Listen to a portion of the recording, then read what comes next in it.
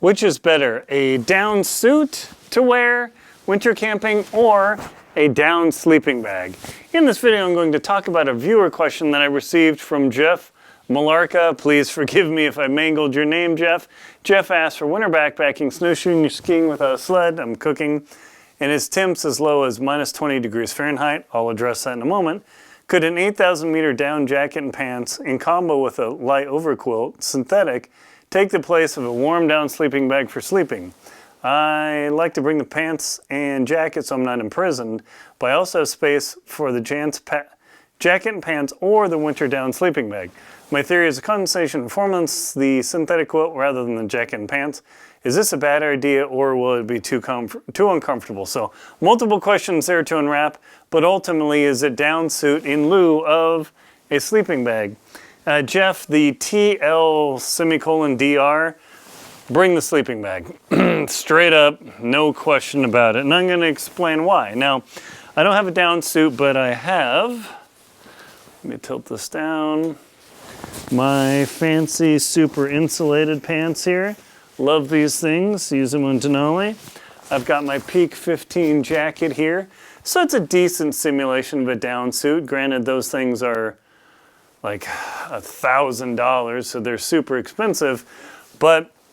And this is really good as us. Some people on Everest, actually most people, they go up with a down suit. They just try and sleep at 24 and 26,000 feet. They sit there in their down suit and they get up and they tough it out to the top of Everest. More power to them, and it seems to work. But for normal camping, not death zone sort of camping, at minus 20 degrees, I hate to tell you, but minus 20 isn't that cold. Now, if you live in San Diego or somewhere like that, minus 20, you think you're going to die.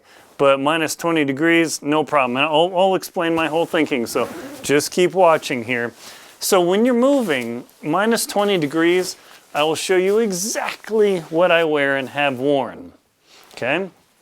So minus 20 degrees, when I'm moving relatively light duty, I can put on my Eddie Bauer fleece, very inexpensive. I won't zip this up because I'm going to get too hot.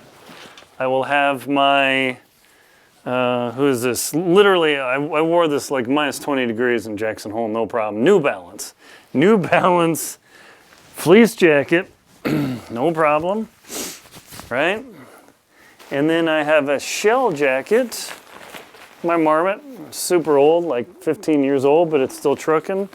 So I will put that on, and minus the gloves and everything else, I'm ready for minus 20 degrees motion, like no problem. I put the hood up here. I have a hat and a headband, of course. I zip this whole combo up, and I am ready for action at minus 20 degrees.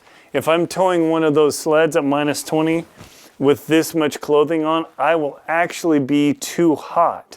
If I'm skiing uphill or trekking with a big backpack, again, this will actually be too much. The fleece vest inside is simply my last defense. I use this on Denali because it's colder, but I would actually have to have this all unzipped to be skiing and ski towing at minus 20 degrees. No problem. However, your mileage may vary.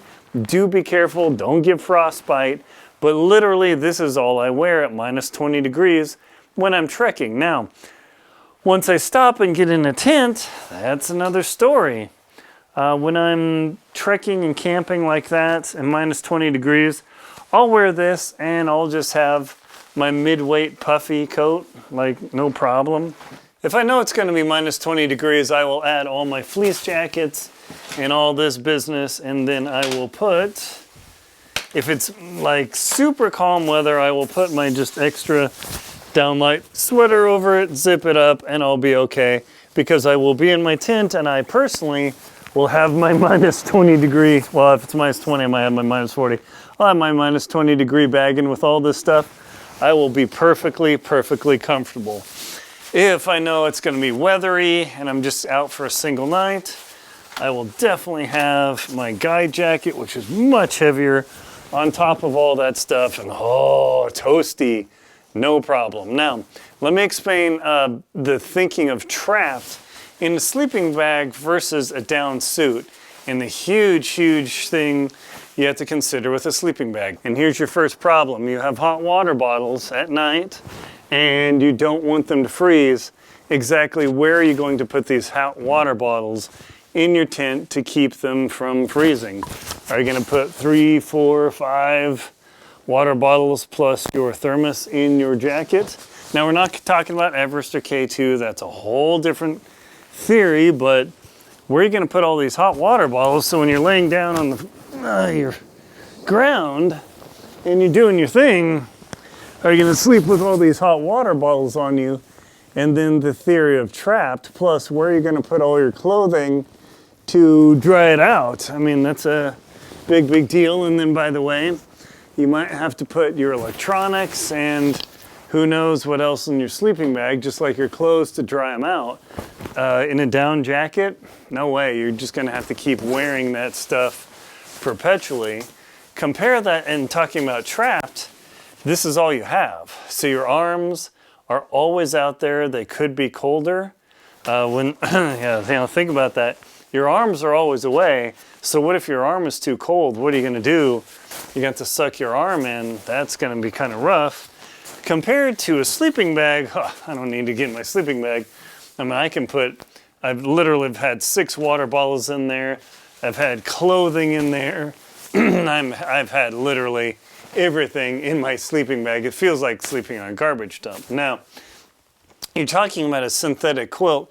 I don't even own a synthetic quilt. The best I've got is my little fleece blanket. The moment you put that on there, it squashes the down, which will make your bag colder. It just will. Synthetic is heavier per unit weight than down for warmth. Just is, no way around that. If you've got a super, super light one, maybe, but that synthetic bag to keep the condensation off, that is a great idea. There are others. Explorer, what's his name on YouTube? Norwegian Explorer. He puts a fleece right over his sleeping bag, and then he doesn't have condensation. So if you're a back sleeper, that works super well. If you're a side sleeper, I don't even know how you're going to do that without gluing Velcro tabs on your bag and messing around. So I just deal with the moisture and dry it out. I don't really care. But I can literally put anything in here. In an emergency situation, it is super easy to get in the sleeping bag, snug up, pull it down.